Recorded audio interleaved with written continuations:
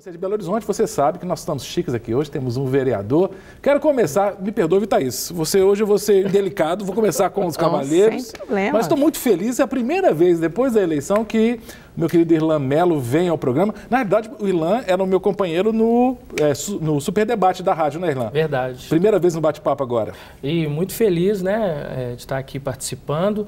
A gente estava lá toda quinta-feira, hoje é quinta-feira, então... Coincidentemente. Nós estamos no lugar certinho, né? O Irlan, que, para quem não sabe, ele foi eleito recentemente vereador aqui em Belo Horizonte e ele tem propostas muito interessantes para a nossa cidade. Na OAB, o Irlan é da Comissão de Pessoas com Deficiência, é isso? De defesa do direito das pessoas com deficiência. Sim, e na prefeitura de todas as pessoas. De todos os cidadãos e de todas e também realizando leis que sejam boas para a cidade, né? Essa é nossa missão ali, Cássio, é ser luz. Acho que é a missão de todo crente, né? Perfeito. Eu recebi há algumas semanas não é folder, era um material que você divulgou, Sim. né? Com as realizações, né? Isso.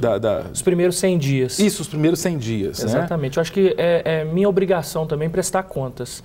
Então, eu gosto sempre de mostrar para as pessoas o que a gente tem desenvolvido. É um trabalho de formiguinha, mas é muito importante para que a cidade como um todo possa nos conhecer e também ver aquilo que a gente tem lutado em prol de conquistas para a cidade.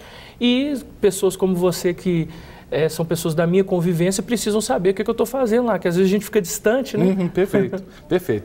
Então, hoje nós vamos bater papo com o Irlan, não como vereador, agora como advogado e cristão. Thaís também como advogada, como cristã, para falar sobre a Bíblia e os textos bíblicos que mencionam aspectos jurídicos, que é bem interessante. Inclusive, o Irlan, a monografia de bacharelado dele de teologia, versava sobre esse tema, depois ele vai explicar isso aí. Vamos, então, a primeira pergunta que vem direto da redação com a nossa repórter Risa Castro. Olá, Cássio, boa tarde. Salomão usou algum princípio jurídico no caso das duas mães que disputavam uma criança? Se a resposta for sim, qual foi? Vamos lembrar do texto, era bem interessante essa situação, né? Duas mulheres, né, que tiveram um filho na mesma época, uma delas perdeu o bebê morreu, e ela se apropriou do bebê da outra, dizendo que era seu bebê. Levaram até o rei Salomão, né? E naquela época, o Montesquieu nasceu bem depois. Montesquieu que falou do judiciário, legislativo, executivo. Naquela época, o rei também tinha função jurídica, né? E ele, para julgar, ele falou um negócio interessantíssimo. Ele falou o seguinte: então nós vamos dividir a criança ao meio. Né? E metade vai para uma, metade para outra. Porque não tinha exame de DNA, o ratinho não existia também na época de exame de DNA, né?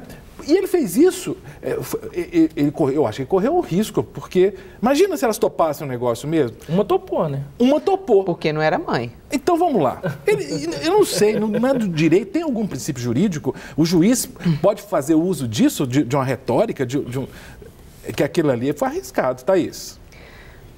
Cássio, eu acho que no fundo, a grande preocupação de Salomão ali, né, era a questão de preservar a vida humana, né? E a preservação da vida humana, ela vem subsidiada, principalmente hoje no arcabouço jurídico que a gente tem, no princípio da dignidade humana.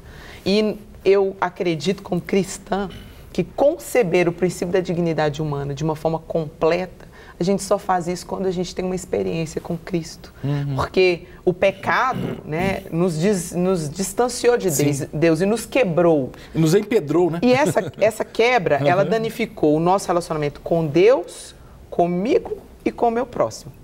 Então, todos esses relacionamentos, eles ficaram prejudicados. Né? E quando você tem um encontro com Deus, você retoma o relacionamento com Ele e esse relacionamento, ele vai criar frutos. E vai proporcionar que você tenha um melhor relacionamento com o outro e consigo mesmo. Né? Então, todas as vezes em que a gente fala da preservação da vida, a gente fala do princípio da dignidade humana. E uma mãe nunca, eu prefiro que o meu filho esteja longe de mim do que morto. Então, ele sabia que ela prezaria por aquela criança com tudo que ela tem, né? Até mesmo abriria mão da condição de mãe para ter o seu filho vivo e também preservar a sua integridade física. Dentro dessa perspectiva que a Thaís falou, é interessante, né? Porque Jesus mesmo disse isso. Ele disse, olha, amar a Deus sobre todas as coisas e ao próximo como a ti mesmo. Tem tudo a ver o direito dentro da palavra, até porque, para começo de conversa, nós chamamos de Antigo Testamento, que é um termo jurídico, e Novo Testamento, que é outro termo jurídico.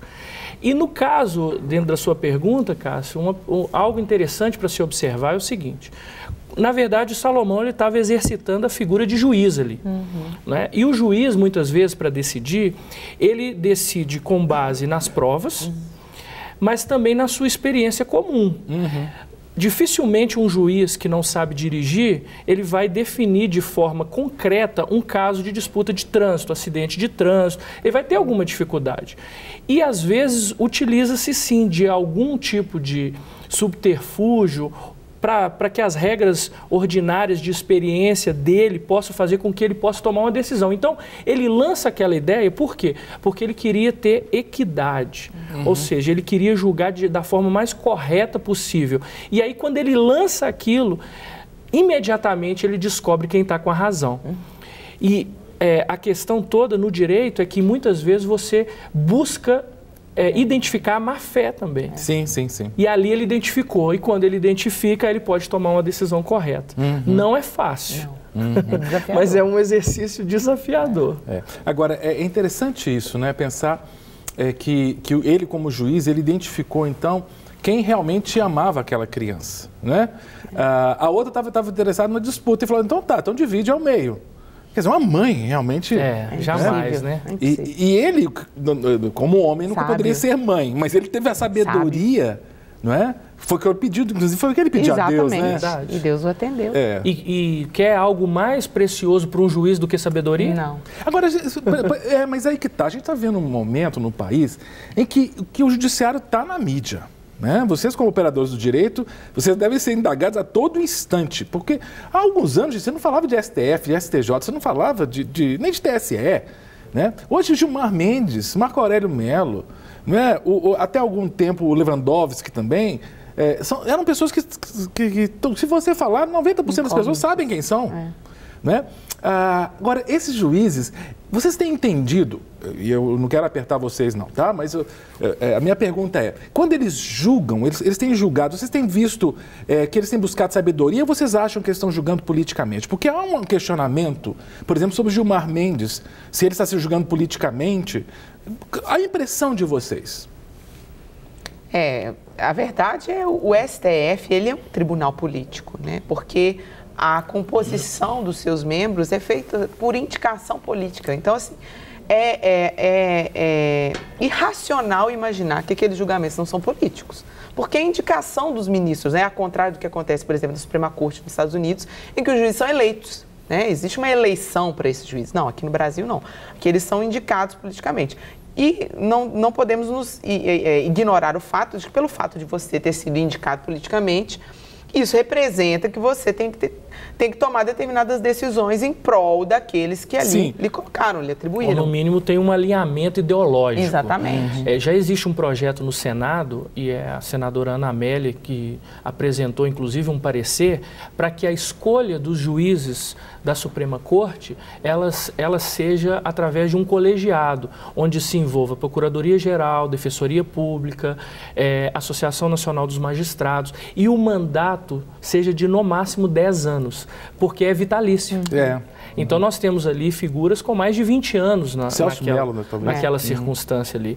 Então, não tem como, Cássio, você tirar o seu alinhamento ideológico das decisões, porque isso é muito como você enxerga o processo.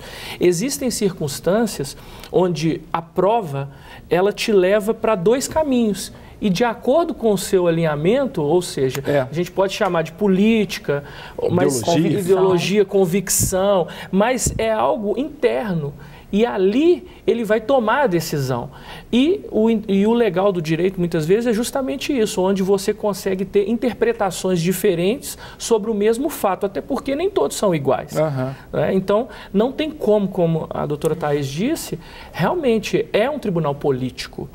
Mas nós esperamos, como cidadãos, que as decisões elas estejam baseadas nas provas, Sim. nos documentos. Porém, no Brasil também, nós vivemos, aí é uma outra discussão que a gente pode travar depois, mas nós vivemos também um julgamento virtual das redes sociais, das mídias. Isso é praia da Thaís, que essa de virtualidade, é direito virtual com é ela certeza, mesma. né? Rede social hoje cria posicionamento, sim, induz, sim. né? Leva, conduz. E o direito brasileiro ele é todo baseado no direito romano, que é um direito onde você tem provas, você tem tempo, não é algo tão rápido. Instantâneo. Aproveitando que você falou direito romano, deixa eu pegar esse gancho aí, porque uma pessoa mandou uma mensagem de casa no WhatsApp 31 984029756 mencionando um termo romano, né, uma expressão romana. Primeiro eu quero agradecer o Josimário Vilela, que é de São Bento, de Pernambuco, né? Dizendo que tá ligadinho no programa. Obrigadão, Josimário. Que Deus te abençoe, querido. E a Fabiana, que é de Nova Friburgo, de Pernambuco, vamos para o Rio de Janeiro, Nova Friburgo. Ela pergunta o seguinte: o que significa o termo jurídico? Dai a César o que é de César e a Deus o que é de Deus. Não chega a ser um termo jurídico, né? Não, é uma expressão bíblica, inclusive. É uma expressão quem usou, né? Agora, esse negócio de dar a César o que é de César, isso é direito tributário, né? Verdade.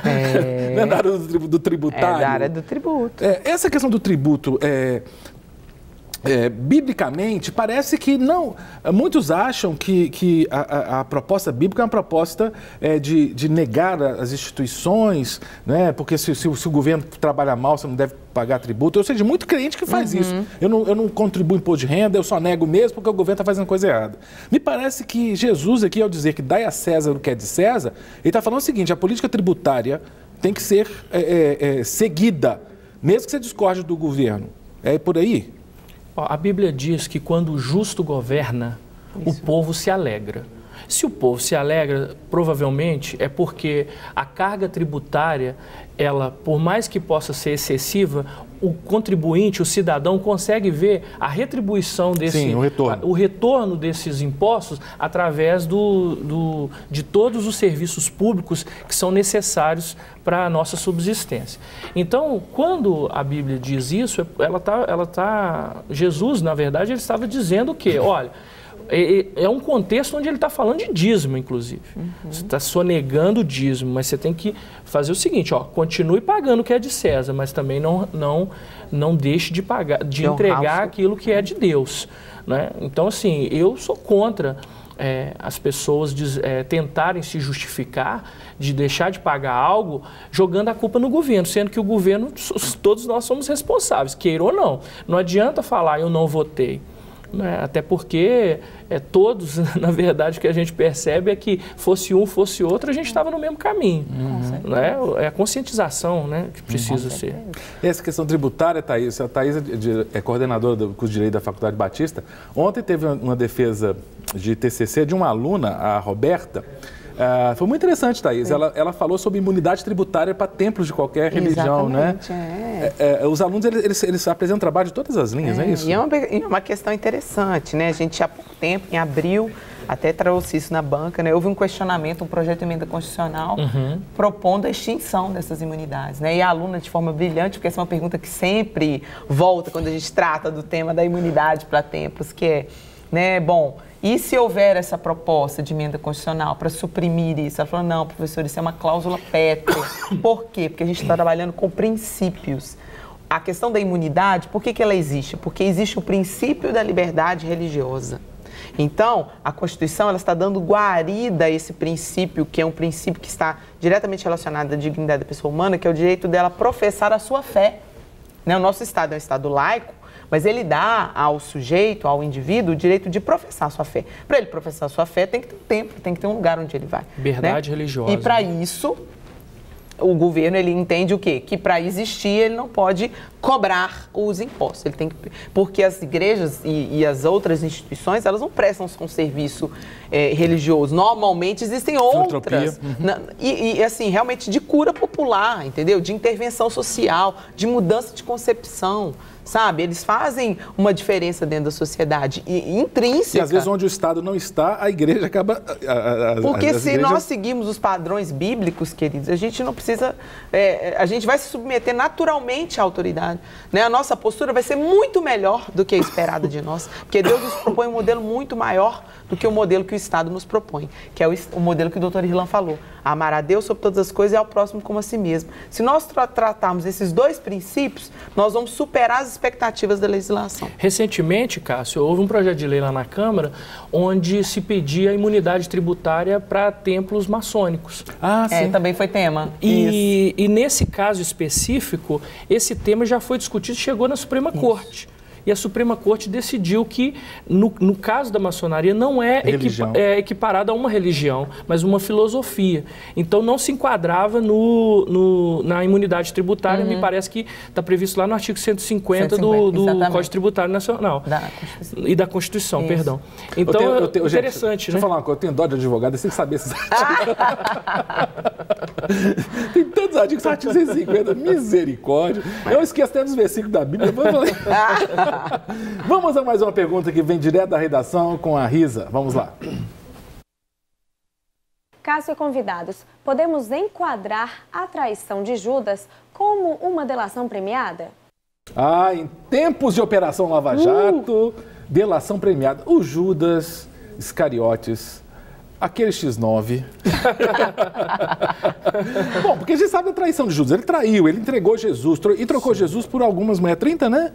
30 moedas, né? Que foi o preço dele entregar Jesus. Thaís, foi delação premiada aqui? Pois é, tecnicamente não, porque a delação premiada ela não prevê pagamento em quantia. Né? Na verdade, existe o quê? A pessoa participou do delito e ela vai ter, né, a sua pena, ela vai ter uma pena diferenciada ou até mesmo a anistia, né, de pena, como aconteceu há pouco tempo em um caso bastante polêmico. Não fala do Joesley Batista não, que a gente fica triste. Mas recompensa em dinheiro não faz parte da delação premiada. O termo, né, o termo correto que a gente utiliza é colaboração premiada, e não delação premiada.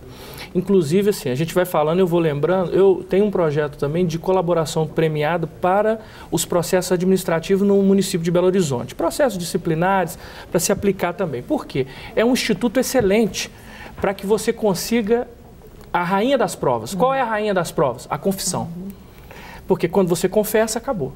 A Bíblia diz que aquele que confessa e deixa, né, alcança a misericórdia. Quem sabe se todos os delatores, os colaboradores deixassem as práticas, e aí eles teriam também a misericórdia. Eu concordo exatamente com o que a Thaís diz, porque, na verdade, apesar dele receber um benefício, esse benefício foi um benefício monetário. E o que se buscava era a prisão de uma única pessoa que, no contexto, Judas não fazia parte, né, dessa, entre aspas, organização criminosa. Essa conspiração. Então, como não existia, eu creio que não se aplica. Mas é interessante como temas do direito as pessoas começam a enxergar na palavra de Deus. Porque tem tudo a ver, de fato. Nós temos muitos outros temas para conversar ainda nesse programa. Vamos tomar uma aguinha, vamos para o intervalo e voltamos já com o nosso bate-papo. De volta com o nosso bate-papo, hoje recebendo aqui no estúdio da Rede Super, dois advogados, o advogado Irlan Mello e a advogada Thaís Lacerda. Quase que eu esqueci. Thaís Lacerda, né? Os dois são cristãos também.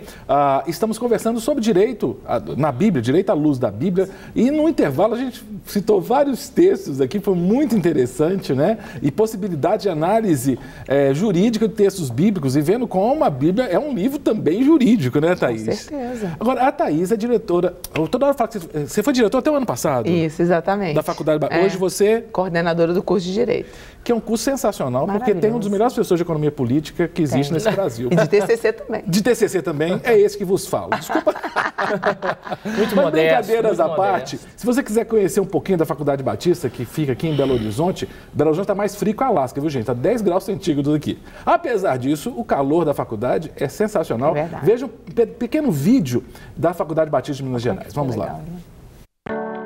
Faculdade de Direito é, por natureza, uma faculdade de engenharia social. Repensa a igualdade e a desigualdade e aplica os ideais de justiça. Toda aquela pessoa que deseja dedicar sua vida para atingir essa capacidade do país, oferecer aos seus cidadãos mais justiça, deve fazê-lo. A Faculdade Batista ela preocupa de forma rotineira com a atualização dos seus alunos para que eles tenham esse acesso a outras formas de pensar, e isso promove uma atualização no seu meio acadêmico como um todo.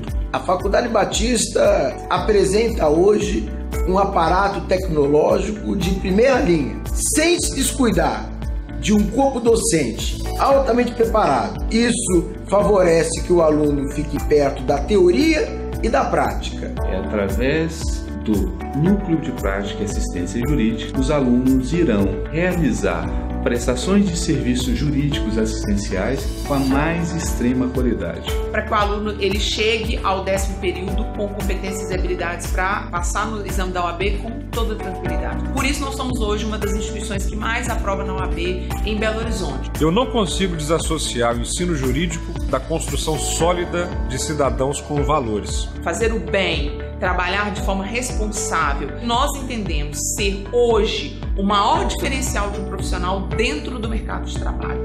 Ele acreditar no que ele faz e fazer o que ele acredita. Uma sociedade que tem esta semente dentro da sua terra, que é a Faculdade Batista, dará frutos em abundância, que poderão alimentar todos aqueles que têm fome e sede de justiça. Terminamos aí com a fala do Dr. Richard. Dr. Richard é juiz... Ele atua nas varas de proteção especial à mulher, a Maria da Penha, né? Então, ele tem essa atuação junto a essas... Inclusive, esse ano a gente fez um evento, né, de 10 anos de aniversário da lei. E é um tema que muito nos agrada, né, Cássio? Porque a nossa instituição ela tem esse foco. Nós sabemos que o direito ele é uma ciência muito rica, estava até falando com a doutora Irlana aqui, né? Eu acho que é um curso de vida. A gente faz direito, a gente vive melhor, com mais consciência, né, de como é que funciona, tudo que nos envolve, né, dentro da sociedade. Mas mais do que isso, a gente quer um curso que nos transforme em cidadãos que façam a diferença. Né? Por isso a gente traz para próximo, né, pessoas como você, a doutora Irlana já esteve lá também falando um pouquinho, né, sobre a proteção à pessoa com deficiência. Então, a gente tem esse cuidado de trazer parceiros que tenham essa visão, né, integral, de formação integral, não só intelectual e acadêmica, mas também de valores, né, e que possam ter esse cuidado no trato, né, com o seu cliente, com a área que atua. Agora, tem uma pós também em mediação e conciliação, não tem? Nós temos 3 pós hoje muito interessantes. Nós temos a pós em conciliação, mediação e arbitragem. Nós temos em ciências forenses, perícia civil e criminal, a busca da verdade nas provas, né? E nós temos a pós em terceiro setor. Gestão, contabilidade e direito no terceiro setor.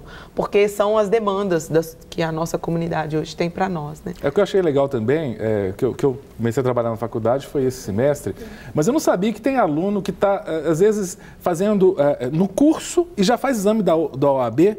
Antes de terminar. Pode, né? Pode, e eles passam. A gente tem todo um trabalho dentro da instituição, com simulados, a gente trabalha as deficiências dos alunos dentro da faculdade, né? Então, eles têm a oportunidade, a partir do 7º período, eles já começam uma sistemática de simulados, a preparação para a segunda fase, para que antes de se formar eles já consigam passar mesmo no exame. E é importante você se preparar para isso, por quê?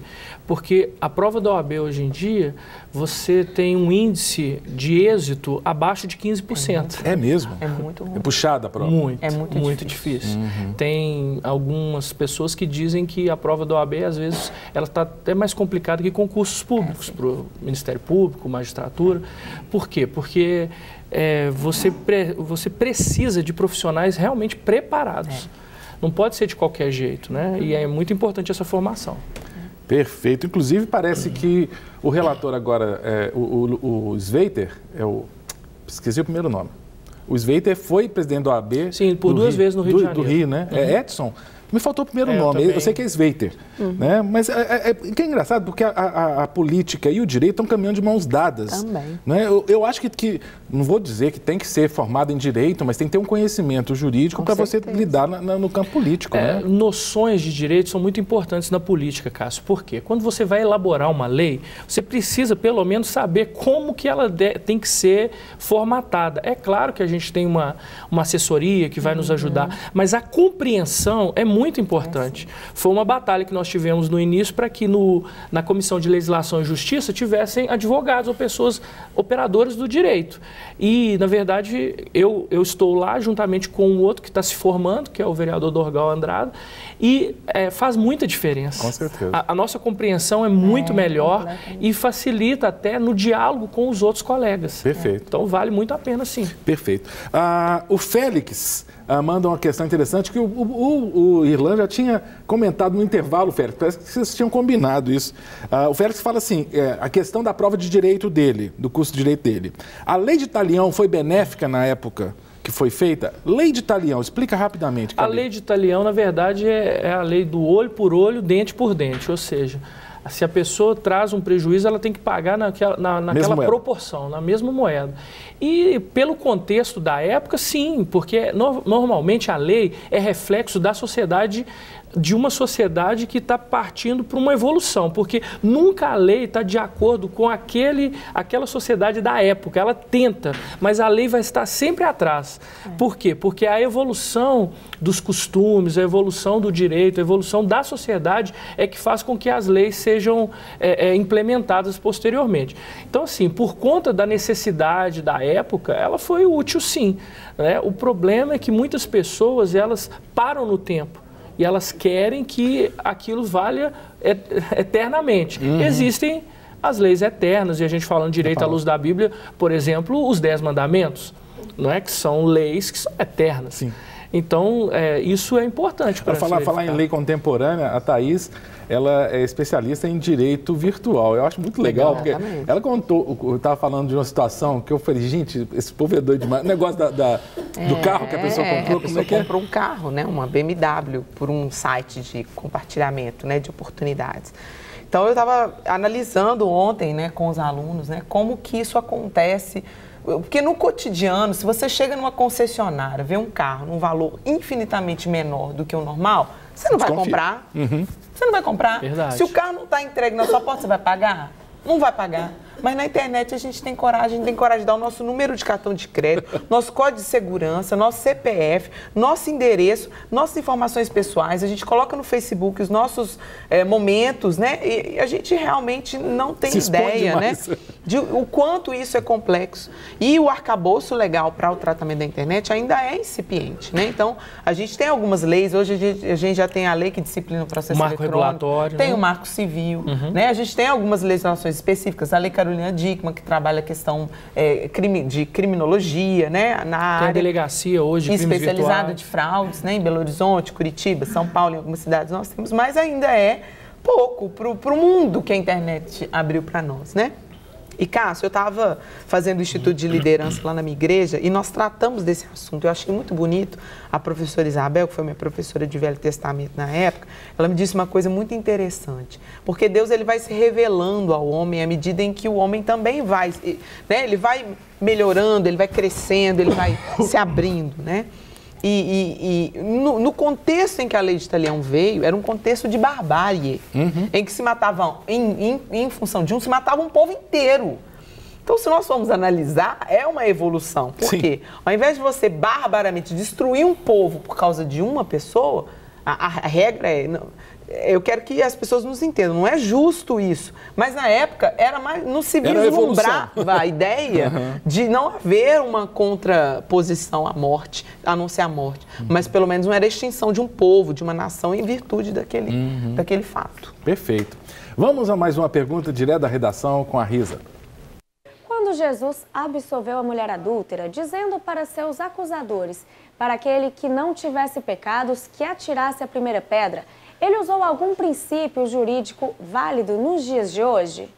Atualmente a gente está tendo discussão em Brasília, inclusive estão questionando muito a idoneidade dos acusadores do Temer, dos deputados, dizendo assim, quem está acusando também está com ficha suja no cartório. Por exemplo, o Joesley não pode acusar porque ele fez coisa errada. Como é que é isso no direito? A pessoa tem que ser pura para poder acusar? Como é que é isso? O direito ele sempre se baseia nos fatos e nas provas. Você não tem um questionamento em relação a quem acusa. Existe a questão da má-fé, e a má-fé ela tem que se provar. Ela não pode ser, você não pode presumir a má-fé. Não, ele está fazendo isso por causa da... Não tem que provar. Então não é fácil isso. Mas quando Jesus utilizou aquela frase para tentar absolver aquela mulher, na verdade ele estava fazendo com que todos pudessem refletir na sua própria condição. E ele, na verdade, ele se colocou ali na figura de juiz. Não é? Porque no final ele proferiu uma sentença. Onde estão os seus acusadores? Não tem, eu também te absolvo. Então, na verdade, todos estavam sendo juízes de uma mulher. O homem não estava ali, deveria estar, não é? Se a gente for utilizar o princípio de equidade ali, para que os dois tivessem os mesmos direitos. E, por esse ponto, Jesus conseguiu fazer com que toda a comunidade que estava em volta percebesse que era algo que seria além do crime, né? Sempre tem a questão da proporcionalidade entre o agravo e a resposta, a pena. Então, nesse caso, nesse contexto, eu consigo enxergar dessa forma. Sempre a questão da... Jesus, muito sabiamente, como sempre, né? Ele trabalha uma teoria nova que a gente tem, que é a questão da ponderação de Dworkin dos princípios, né? Que foi o que o Dr. Rylan colocou, ou seja, o princípio da vida e o princípio de você trair alguém que você tem a vida conjugal. São proporcionais. Então, ele faz essa análise. Perder a vida por isso é proporcional? Compreende? E numa sociedade hipócrita que excluiu o homem, que era parte... Então, ele percebeu que existia algo por trás daquilo ali. Né? O objetivo não era, de fato, perceber que o adultério é uma coisa ruim, que faz mal para o casamento, que não é justificável. Que não era esse o objetivo. O objetivo, primeiro, era colocá-lo numa situação constrangedora. Segundo, né, era transformar numa situação que, evidente, não estava de acordo com os padrões bíblicos, né? Porque ela não pecou sozinha. E é interessante, eu estou lembrando já, vários anos, tivemos um caso, Doc Street, acho que vocês lembram, né? Famoso. Com a Leila Diniz, ele cometeu o assassinato por... Como é que chamava na época? Legítima defesa da honra. Coisa doida essa, né? Uma tese que, na verdade, criada pelos advogados que não tinha amparo na legislação, mas que, com base no teatro que acontece no Tribunal do Júri e com base na sociedade machista que nós vivemos, né? Ele conseguia-se várias absolvições nessa condição. Agora, você está falando de Jesus, no caso, Jesus absolveu. Há muitos que pensam o seguinte, Jesus fala de justiça, mas Jesus foi injusto. Porque a pessoa cometeu um crime, ela tem que pagar pelo que ela fez. Você já viu como se pede justiça? Você pega a mídia, quando acontece alguma coisa, o pessoal quer linchar, quer fazer justiça com as próprias mãos. E Jesus, a propósito de Jesus, é perdão. A propósito de Jesus é amar o inimigo. Não parece injustiça isso? Porque o objetivo de Jesus é a mudança de comportamento, é o arrependimento verdadeiro, né? Porque, na verdade, quando a gente peca, a gente está fazendo mal para a gente. O maior mal que a gente faz é para a gente mesmo, né? A gente destrói a nossa vida, a gente destrói as coisas mais importantes que a gente tem, a nossa família, as pessoas que a gente ama.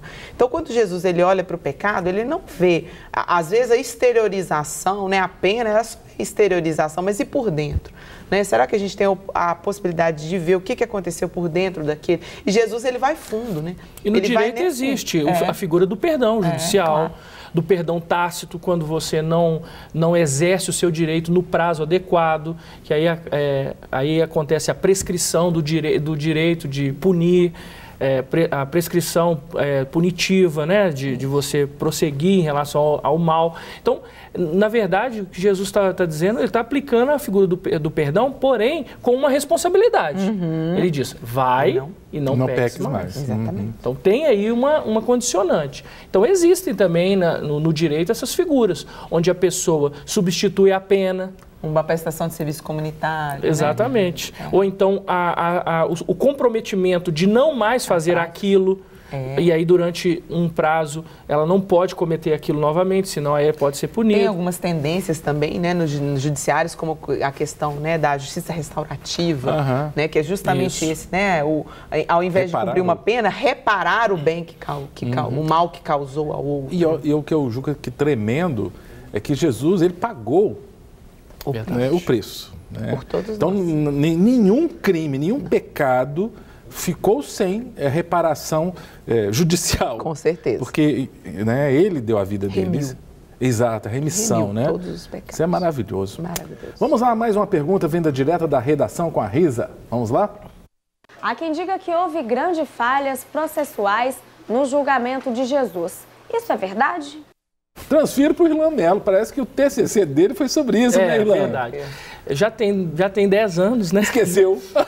Mas eu me lembro muito bem, porque foi algo que me deu muito prazer em escrever. Né? O meu tema de final de curso, a minha monografia, foi o julgamento de Jesus, uma análise jurídico-teológica. Então, o que eu fiz? Eu procurei buscar o direito hebreu da época e o direito romano, que eram os aplicáveis à época, e perceber se no processo legal envolvendo o julgamento de Jesus, se haveriam brechas, se haveriam falhas, se a qualquer momento poderia sim parar aquele julgamento. E são várias, como por exemplo ele ser levado num horário inoportuno para ser ouvido, o tipo da punição, que na verdade quem deveria tomar a decisão seria o juiz e ele transferiu isso para as pessoas que estavam ali. Então, na verdade, Cássio, a conclusão que eu cheguei foi que Jesus se entregou.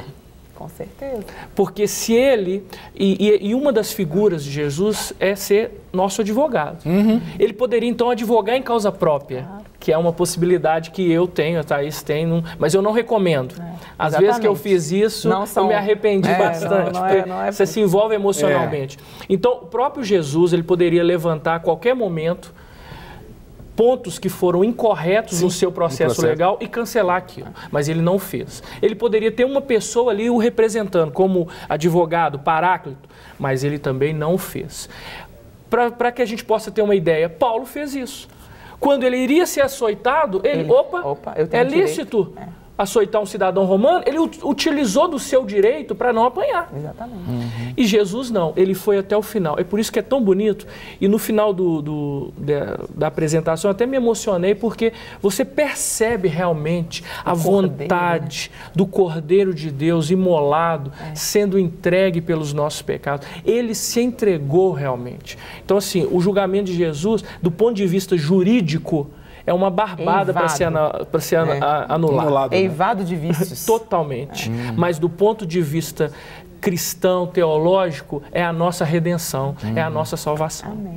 E como operador do direito, Thaís, você tem esse mesmo olhar? A mesma. É porque, na verdade, ele foi submetido a um julgamento no qual já tinha sido condenado. Exatamente. Né? Ele já havia sido condenado previamente.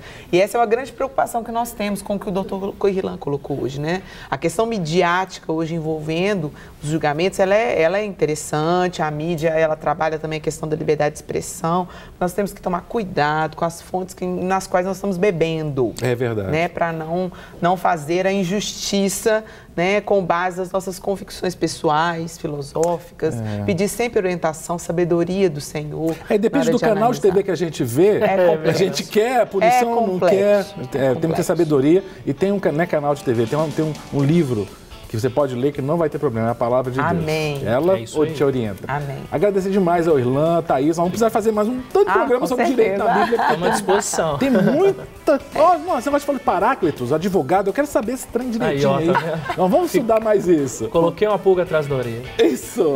Quero agradecer demais também a você que participou desse bate-papo tão gostoso. Perdão, eu não consegui ler nem 1/10 das perguntas que chegaram, mas depois eu vou dar uma lidinha aqui e passar para os meus convidados, tá joia? Amanhã, sexta-feira, nós temos mais um bate-papo. 12h15 aqui na Rede Super. Eu espero você.